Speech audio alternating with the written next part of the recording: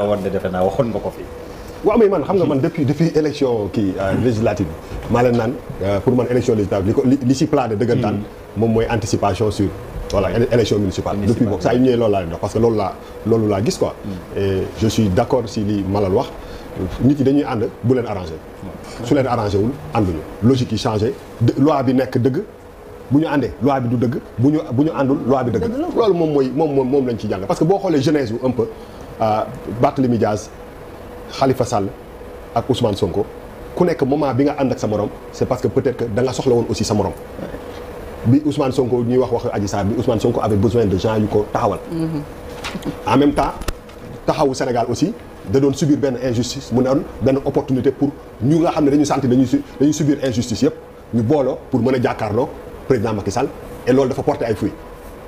porté na ay fruits ba xeex ba di metti bi Ousmane Sonko di jógee këram ñuy jaar yoonu université bi ba mujjul dem c'est parce que ñoom ñëpp ñi ngi ci woon ci mbir mi. parce que moment boobu effectivement Malal ku nekk da ciy gis sa compte. carrément c'est ça solidaire parce que boo xoolee tey jii nii reconfiguration bi ñu ànd tey ci élection législative bi nga xam ni en fait logique gu ànd parce que dañu gëmandoo dara amul nan waxante dëgg quoi. nan waxante dëgg ku nekk bu la loi bi arrangé yow nga jekku sa morom dañ ko def li nga war a wax mooy politique gu Sénégal bu kenn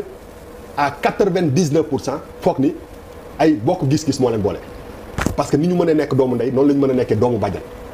en fait c'est loolu moom mooy refléter lii parce que xam nga tey dafa am benn refrain doomu ndey boobu tey jii ngay doog a xam exactement gars yi est-ce que gëm nañu dara wala gëm ñu dara parce que doomu ndey dafa fort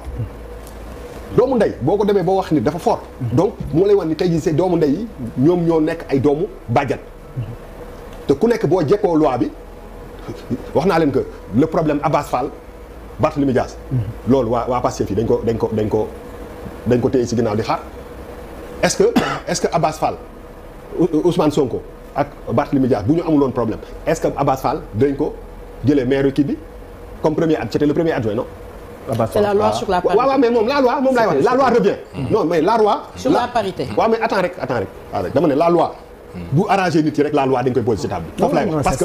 waaw mais xaaral rek. parce que moment bu dama ne loi boobu bu arrangé politique bi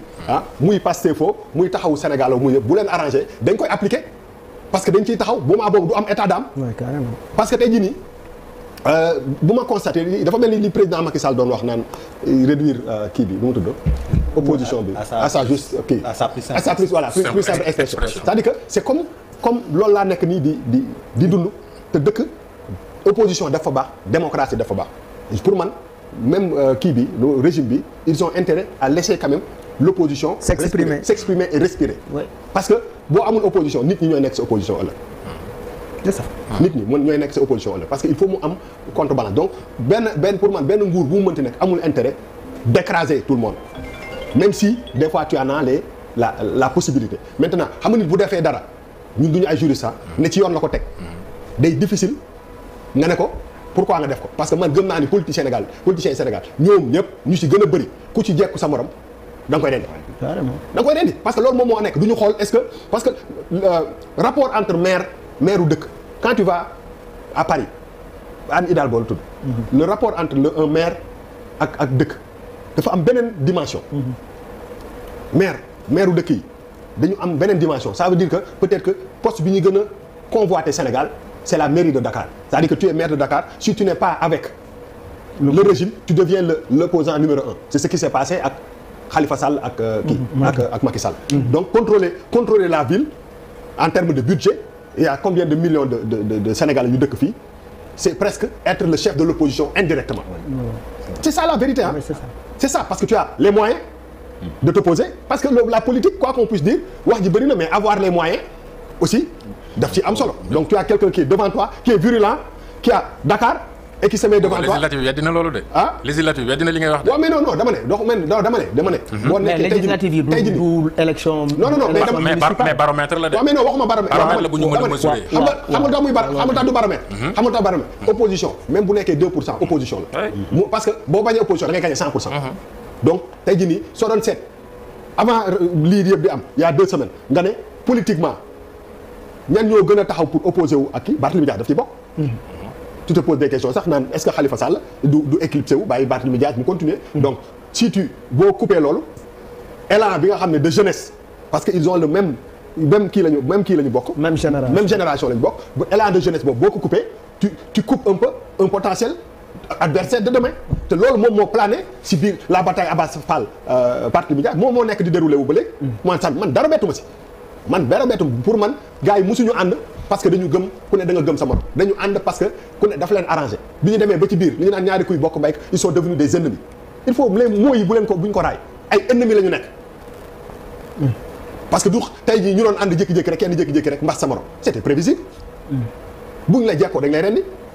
maintenant est-ce que le Sénégal a intérêt que par exemple vraiment que ku jekk sa morom rek rendi ko c'est autre chose loolu kenn mënu ko tere nit mu def ko mais il faut savoir une chose tey jii nii Barthélémy Dias bu fekkee ni Sonko daf ko génne ci parce que nee na Ousmane Sonko moo ko fi génne c'est ça qu'il dit ah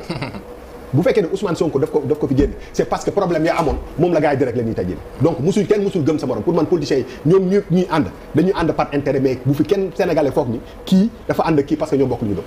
yéen patriotes yi jamono yi ku ci jëkk am doom rek na ko tuddee article 277 ñu delloo ko njukkal xam nga situation bi fu mu toll nii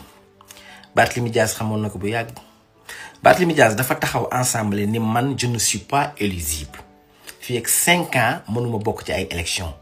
mu ni Aïssata Tall Sall yow soo bindee lettre rek ma ñàkk sama poste député kon Barthélémy Dias xamoon na risque yu muy courir nii ah Barthélémy Dias ba nga xamee ne yow da ngay traîner ay casserole yi yépp wax dëgg yàlla mënoon nga def li olof wax olof nee na kuy yoot du sëqët Barthélémy Dias olof ne kuy rëbb du yor jooloo li yow nag campagne yi passé dangaa yor sa jooloo li di keleng-lengi keleng jàpp benn leader boo xamante ni il est le plus aimé du peuple nga naan kaan dangay nangam damay bañ jaar ci baat yi di ko wax damay nangam jekk ba si yàgg tourné xool patriote yi nga saaga leen ndey patriote yi ni yow ñun ngay saaga yow di ñun nga amal affaire nag tey moo tax lii xew ni yépp yoonu Jomaay ak Sonko nekku ci man nag dinaa trahir secret bi lii lépp nag xoolal patriote yee nekk ci ginnaaw tey nag damay def à la Assane Masere patriote yi ñoo nekk ci ginnaaw li xew lépp xam nga lu tax patriote yi ku nekk ngi ci façon nit bu nekk ngi ci xam nga ci façon nit yooyu am na ñoo xam ne sax ay borom alal lan ay millionnaire wala am na sax milliardaire yu làqatu nekk dans l'ombre léegi danoo dem ci famille Ndiaga Diouf ni leen da ngeen di def contrainte par corps wax ko famille bi ni leen loolu de kon il faut ñu laaj sunu avocat ñu dem laaj seen avocat ni leen bu leen defee contrainte par corps yéen Barthélémy Dias su fekkee nanguwul fay day dem prison te bu demee prison yéen a koy pris en charge maanaam yéen a koy jox mu lekk bu feebaree yéen a koy faj su bëggee saabu mu sangoo sax yéen a koy joxe famille Ndiaga Diouf ne loolu moom nag wax dëgg yàlla dafa diis su ñun patriote di ñëw dellu si à la charge ni leen nangu leen ngeen def contrainte par corps def leen ko ñun lépp luñ ci war a jël rek comme dinañ prendre lépp en charge daal ñoo koy jox mu lekk bu feebaree ñoo koy faju même bu fa dee am 2 ans xam nga ñooy maintenir kii Barthélémy Dias ñooy joxe lépp famille Ndiaga Diouf dem def contrainte par corps lan ca doon ragal sax amu ca faf Barthélémy Dias moom pour bañ a tëddi kaso sëram daal di joxe 25 millions lii la patriote yi def ñoo mën a sot nga yaakaar ni patriote yi fa lan yem yamunu fa de patriote yi dem ba fële si ka baaw baab gis ku naan Bayna Gueye ni ko Bayna dañu bëgg yow nga dem dugal requête bi fële ca préfecture